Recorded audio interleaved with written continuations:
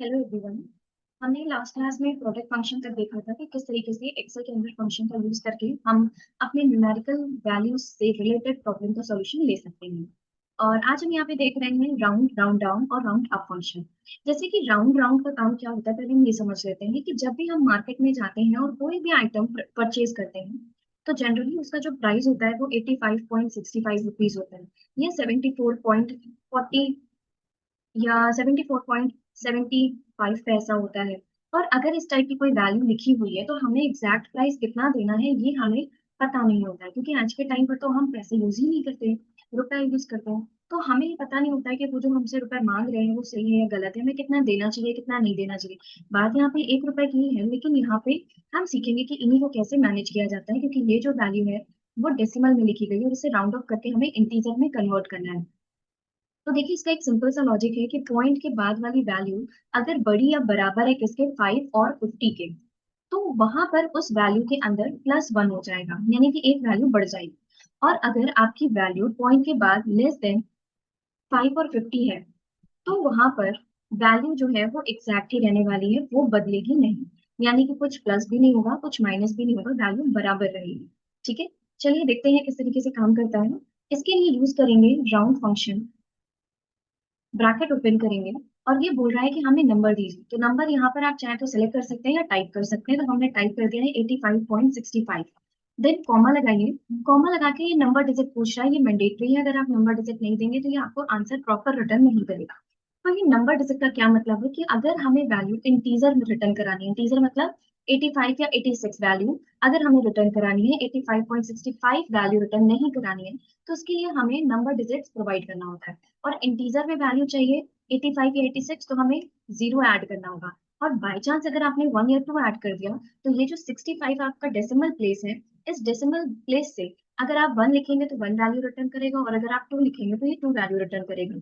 यानी कि as it is आपको रिटर्न कर देगा। तो हम तीनों ऑप्शन के साथ देखेंगे 0 1 2 कि किस तरीके का आउटपुट देता है। तो अभी आप लिखिए 0। आपको इंटीजर वैल्यू चाहिए तो आप कॉमा 0 लिखेंगे, ब्रैकेट क्लोज करेंगे, तो यहाँ पर आंसर क्या आ जाएगा, 86। एंटर करके देखिए और आंसर आ गया है आपका 86। अगेन हम यहाँ पर आएंगे, आप डबल क्लिक कर सकते हैं, और डबल क्लिक करने के बाद आपने कहा कि वैल्यू अगर 45 होती तो क्या आंसर आता। तो अगर आपकी वैल्यू 45 है तो फिर ये आपकी वैल्यू को इंक्रीज नहीं करता, वो आपको रिटर्न करता 85 रुपीज।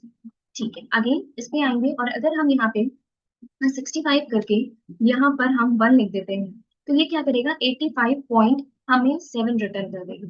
और देखिए यहाँ पे आंसर आ गया है 85.7। यानी कि हमने इससे बोला कि हमें डेसिमल से भी एक वैल्यू चाहिए, और जब डेसिमल से हमें वैल्यू दीजिए तो वो भी राउंड ऑफ होके आनी चाहिए, क्योंकि इसके अंदर एक कंडीशन लिखी हुई है कि पॉइंट के बाद वाली वैल्यू अगर 5 के बराबर या 50 है तो उसके अंदर +1 हो जाएगा। तो ये कॉमा 1 मांगा गया था 6, लेकिन 5 को तो यहाँ पे हम हटा देते, लेकिन 5 जो है वो 5 के बराबर है, इस वजह से उसके अंदर प्लस हुआ और वो 6 के अंदर ऐड हो गया। और जब आपने एंटर किया तो आंसर क्या आ गया आपका, 85.6 आ गया।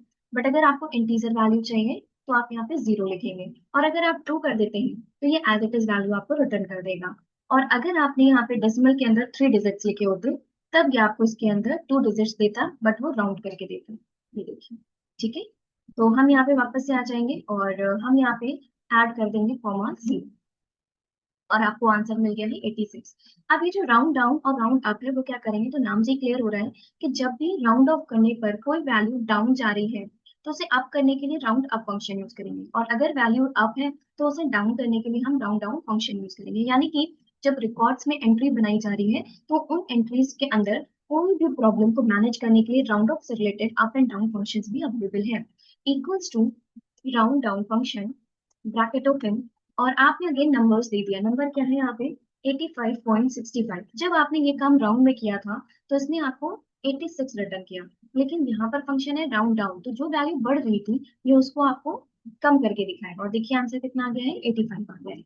Equals to round up function, bracket open, आपको नंबर डिजिट देना है 74.45। आप देखिए 45 लग गया है यहाँ पर, और ये क्या करेगा, तो जब भी हमारी किसी भी वैल्यू में 74.45 लिखा है तो उसका मतलब ये होता है कि वैल्यू जो है वो 74 रिटर्न कर दी। लेकिन फंक्शन क्या है, राउंड अप फंक्शन है, और ये वैल्यू को क्या करेगा, आपको बढ़ा कर देगा। आंसर कितना आ जाएगा, 75। यस। तो हम किस टाइप की एंट्रीज कर रहे हैं, हमें वैल्यू बढ़ाकर दिखानी है घटाकर दिखाना है, वो भी इंटीजर के अंदर, तो आप यूज कर सकते हैं यहाँ पर round up and down function. कई बार होता है कि हम नंबर वैल्यू को कुछ इस तरीके से लिख देते हैं, 10 से लेकर 50 तक की वैल्यू लिखी जाए। कुछ वैल्यू यहाँ पर आपको लेस देन 10 भी रखना है तो आप रख सकते हैं, और ग्रेटर देन 50 रखना है तो भी आप रख सकते हैं। ठीक है, या अगर आपको 50 वैल्यू तक रखना है तो आप 50 वैल्यू तक रख सकते हैं। अब देखिए, हमें ये कैसे पता चलेगा कि ये नंबर सेल है या टेक्स्ट सेल है, या ये नंबर है या ये नंबर सेल है? तो हमें बताया गया कि जब भी आप कोई भी टाइप की न्यूमेरिकल एंट्रीज कर रहे हो और उसमें आप नंबर के साथ टेक्स्ट लिख रहे हैं या किसी special type of character use करते हैं, तो वो नंबर नंबर सेल नहीं रहता है, वो बन जाता है टेक्स्ट सेल। और जब हम ये चेक करना चाहते हैं कि ये नंबर है या टेक्स्ट सेल है, तो उसके लिए हमें यूज करना होता है इस नंबर फंक्शन।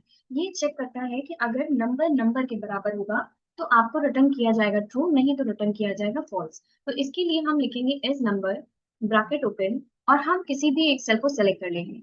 जब हम सेल को सेलेक्ट करेंगे तो ये दिखा रहा है कि D15 में लिखा है 10 to 50, और जब एंटर कर रहे हैं तो देखिए क्या रिटर्न कर रहा है, फॉल्स। लेकिन अगर हमने यहाँ पर आकर D16 कर दिया होता जहाँ पे लेस देन 10 लिखा हुआ है, तो क्या ये हमें ट्रू आंसर देता?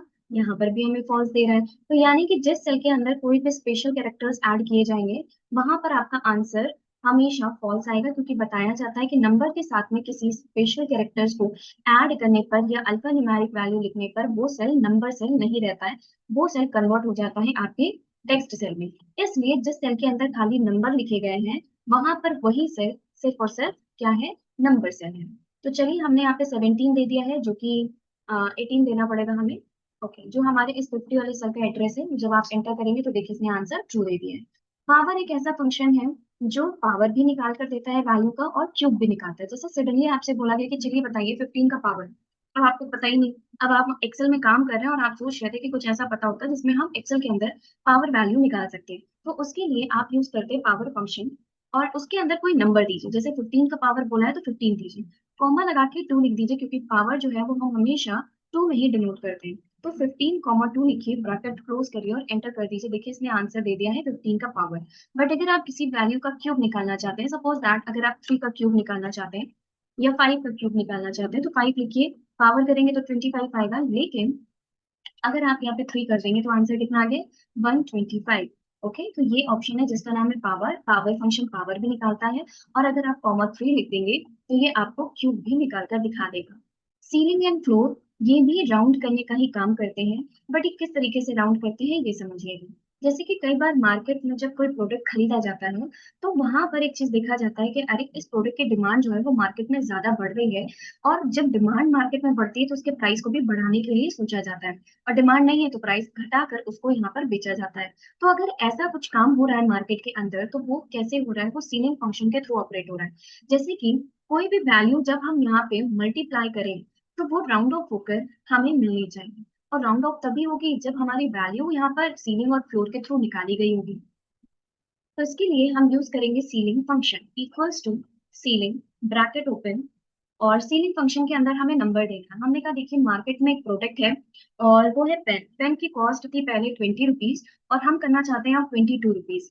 आप सिग्निफिकेंस नंबर में आप एक स्पेसिफिक टेबल नंबर देंगे, और वो टेबल नंबर है 5। 5 की टेबल दे दीजिए, ये बस मान के चलिए। अब ये क्या करेगा, 5 की टेबल में ढूंढेगा कि सीलिंग के अकॉर्डिंग यहाँ पर वैल्यू आ रही है या नहीं। सीलिंग बेसिकली काम करता है यहाँ पे वैल्यू को अप राउंड करने के लिए, और फ्लोर काम करता है डाउन राउंड करने के लिए। सीलिंग फंक्शन हमेशा ऊपर के नंबर देगा और फ्लोर हमेशा नीचे के नंबर देगा। अगर जो सिग्निफिकेंस नंबर दिया है आपने, उस सिग्निफिकेंस के अंदर आपका दिया हुआ नंबर मैच करता है, तो ये सेम वैल्यू रिटर्न करेगा, नहीं तो बढ़ा कर देगा। फ्लोर भी क्या करेगा कि जो नंबर आपने दिया है वो सिग्निफिकेंस में अगर मैच करता है, तो वो भी आपको सेम नंबर रिटर्न करेगा, नहीं तो वैल्यू आपको घटा कर देगी। तो आपने लिखा है equals to ceiling bracket open 22 5, और ये 5 के टेबल में ढूंढेगा कि क्या 22 आता है। आप बताइए कि क्या 5 के टेबल में 22 आता है? तो नहीं आता है। 5 के टेबल में 22 से बड़ा नंबर कौन सा है, जो नियरेस्ट है। 30 पे मत पहुंच जाइएगा। तो 5 के टेबल में 22 से बड़ा नंबर क्या है, करेक्ट, 25। तो आप क्या करोगे, जैसे ही एंटर करोगे तो ये बताएगा कि आप जो पेन यहाँ पे 22 रुपीज में सेल करना चाह रहे हो, उसका प्राइस आप रखो 25 रुपीज, जिससे वो राउंड, जब आप यहाँ पे मल्टीप्लाई करेंगे तो राउंड ऑफ होकर आपको वैल्यू इंटीजर में ही रिटर्न करेगा। चलिए एक बार और ट्राई करते हैं, एंड इस पर डबल क्लिक करेंगे। अब यहाँ पर हमने नंबर चेंज कर दिया है, नंबर है हमारा 38 और सिग्निफिकेंस भी हम चेंज करेंगे, सिग्निफिकेंस है 6। अब आपको बताना है कि क्या 6 के टेबल में 38 आता है, और अगर आता है तो फिर ये हमें क्या रिटर्न करेगा 38, और अगर नहीं आता होगा तो ये क्या रिटर्न करेगा, ये वैल्यू बढ़ा कर देगा। करेक्ट। तो आप एंटर करिए और आंसर कितना आ गया, 42 आ गया। ठीक है। अब आपको यहाँ पे मिलता है फ्लोर फंक्शन। अगर आप सीलिंग फंक्शन समझ जाते हैं तो फ्लोर फिर आपके लिए और इजी हो जाएगा। फ्लोर हमेशा डाउनवर्ड्स नंबर देता है, यानी बराबर या नीचे के नंबर देना। तो आप यहाँ पे लिखेंगे floor function, bracket open, same value रखेंगे 22, 5। अब ये 5 के टेबल में फिर से देखिएगा कि क्या 22 आता है।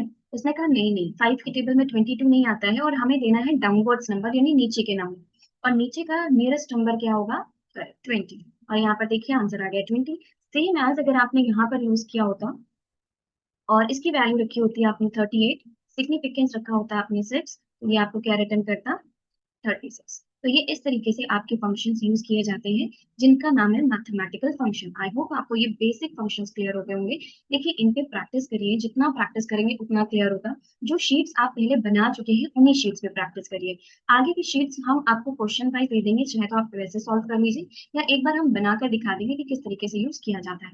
जितनी भी शीट्स आप बना रहे हैं उसके अंदर एटलीस्ट आप 15 डाटा रिकॉर्ड बनाइए, और फिर इन फंक्शंस का यूज करिए। क्योंकि जब आप कहीं भी इंटरव्यू देने जाएंगे तो वहां पर एक्सेल के अंदर जो रिकॉर्ड आपको दिया जाएगा वो 10 या 20 रिकॉर्ड्स नहीं दिए जाएंगे, वो उससे भी ज्यादा होंगे।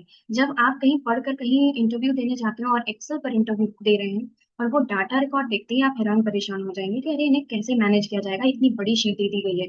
तब उस जगह पर आपको पहले से ही प्रैक्टिस करके जानी होगी, और पहले से प्रैक्टिस कब करेंगे, आज ही से करेंगे। तो शीट बनाइए, और शीट को एटलीस्ट आप वहां पर कम से कम कितना, 50 डाटा रिकॉर्ड बनाइए, और उन पे इन सारे फंक्शन को एक बार रिवाइज करिए। रिवाइज करने के बाद हर एक फंक्शन का नाम लिखिए और उनका काम लिखिए कि इनका काम है क्या। एक नोट्स भी बनाते चलिए साथ में, ताकि आपको हर एक फंक्शन क्लियरली पता हो किसका यूज कैसे किया जा सकता है। ओके, आई होप आपको ये ऑप्शंस क्लियर हो गए होंगे। Thank you.